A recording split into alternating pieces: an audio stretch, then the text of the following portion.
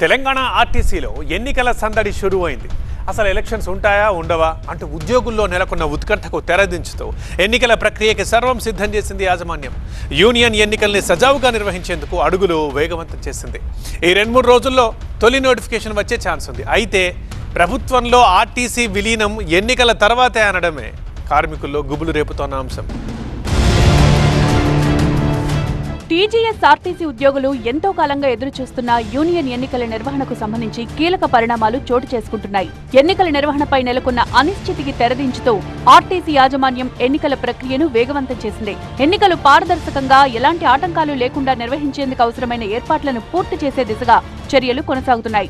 ఈ ఎన్నికల నిర్వహణ కోసం రాష్ట్ర ప్రభుత్వం నియమించిన joint labour commissioner TGS RTC యాజమాన్యంతో ఇప్పటికే సమావేశమయ్యారు. ఎన్నికల నిర్వహణకు అవసరమైన వివరాలను సమగ్రంగా పరిశీలించి ప్రక్రియపై చర్చించారు.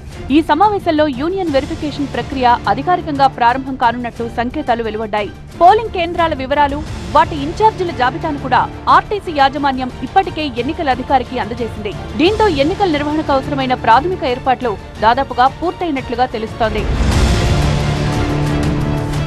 ఇక 2016 సంవత్సరం జూలై 19వ తేదీన చివరిసారిగా ఆర్టీసీలో గుర్తింపు సంఘం ఎన్నికలు జరిగాయి. ఆ తర్వాత ఆర్టీసీలో ట్రేడ్ యూనియన్ ఎన్నికలు నిర్వహించలేదు.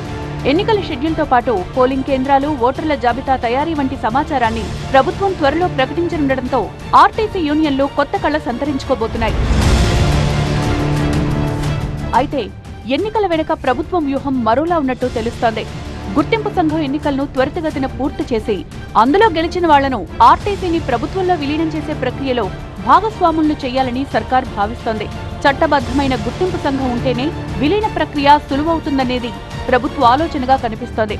కానీ క్షేత్రస్థాయిలో మాత్రం పరిస్థితి భిన్నంగా ఉంది.